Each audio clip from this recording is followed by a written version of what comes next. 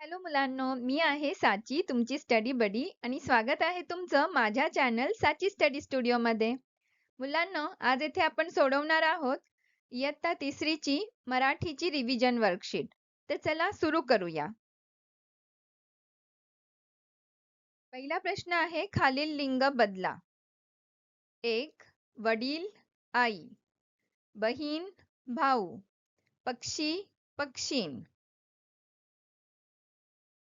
दुसरा प्रश्न समानार्थी शब्द लिहा. सर म्हणजे पावसाची धार, ध्वज म्हणजे झेंडा, एकजुटीने म्हणजे एकत्र. तिसरा प्रश्न आहे विरुद्धार्थी शब्द लिहा. मान, अपमान, अनेक, एक, पास, नापास. पुढचा प्रश्न आहे खालील पद्यांश वाचून त्यावर आधारित प्रश्नांची उत्तरे लिहा. तर वाचूया पद्यांश. सूर्य सुटला सुसाट, वारा झाला पिसाट, दिवस रात्री भराभर, झाडे भुई सपाट, घरे पडली धडाधड, आभाळभर माती झाली, चांदण्यांच्या गर्दीमधून चांदोबा गेला पळून.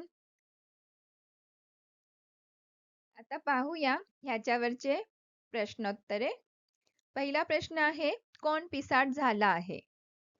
तर उत्तर आहे वारा पिसाट झाला आहे. दुसरा प्रश्न काय भुईसपाट झाले? उत्तर आहे झाडे भुईसपाट झाली.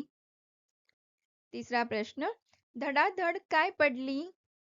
उत्तर धडाधड घरे पडली. पुढचा प्रश्न आभाळभर काय झाली आहे? उत्तर आभाळभर माती झाली आहे.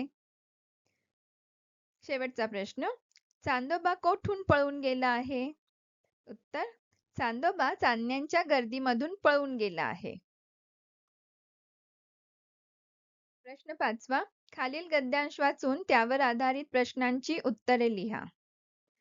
वाचूया गद्यांश. गुरुजी त्याचे बोलणे शांतपणे ऐकत होते, परंतु गुरुजी पप्पूला थोडे सुद्धा रागवले नाहीत. मुलांना नवल वाटले.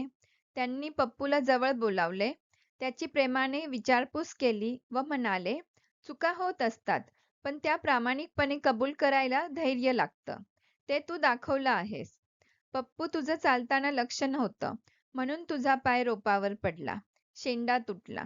तुझ्याकडून नकळत चूक झाली आणि तू कबूलही केलीस. हे ऐकून बरं वाटलं मला. रोप लहानाचं मोठं होईपर्यंत खूप काळजी घ्यावी लागते, तेव्हा ते मोठं होतं.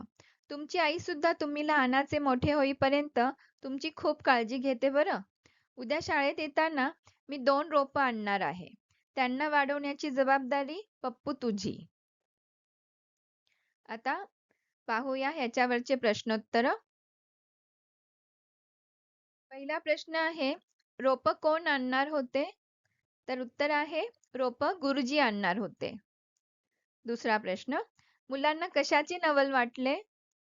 उत्तर गुरुजी पप्पूला थोडे सुद्धा रागवले नाहीत याचे मुलांना नवल वाटले. तिसरा प्रश्न चालताना कोणाचे लक्ष नव्हते? उत्तर चालताना पप्पूचे लक्ष नव्हते. चौथा प्रश्न पप्पूकडून नकळत कोणती चूक झाली? उत्तर पप्पूचं चालताना लक्ष नव्हतं, म्हणून त्याचा पाय चुकून रोपावर पडला. ही त्याच्याकडून नकळत चूक झाली. पुढचा प्रश्न गुरुजी शाळेत येताना काय आणणार आहे? उत्तर गुरुजी शाळेत येताना 2 रोपं आणणार आहेत. प्रश्न 6वा दिलेल्या प्रश्नांची एका शब्दात उत्तरे लिहा. पहिला प्रश्न कोणती भाजी चवीला कडू असते? उत्तर आहे कारल्याची भाजी. दुसरा प्रश्न आपले राष्ट्रगीत कोणते आहे? उत्तर जन गण मन. तिसरा प्रश्न भाज्या आपल्या शरीरासाठी उपयोगी आहेत का? उत्तर हो. चौथा प्रश्न सुरू सुरू कोण चालणार आहे? उत्तर होडी. पाचवा प्रश्न आपले राष्ट्रीय फूल कोणते आहे? उत्तर कमळ. पुढचा प्रश्न दिलेल्या प्रश्नांची 2 वाक्यात उत्तरे लिहा. पहिला प्रश्न, पक्ष्यांच्या समूहाला काय म्हणतात? उत्तर आहे, पक्ष्यांच्या समूहाला थवा म्हणतात. दुसरा प्रश्न, शिडाने काय बनवली आहे? उत्तर, शिडाने होडी बनवली आहे. तिसरा प्रश्न, स्त्रीलिंग व पुल्लिंग यांचे एक एक उदाहरण लिहा. उत्तर, स्त्रीलिंग आई, पुल्लिंग वडील. चौथा प्रश्न, कवितेत कोण टाटा करतात? उत्तर, कवितेत टोमॅटो आणि बटाटा टाटा करतात. पाचवा प्रश्न, पुल्लिंग म्हणजे काय? उत्तर, प्राणीवाचक नामातील पुरुष जातीचा बोध करून देणाऱ्या शब्दाला पुल्लिंग असे म्हणतात.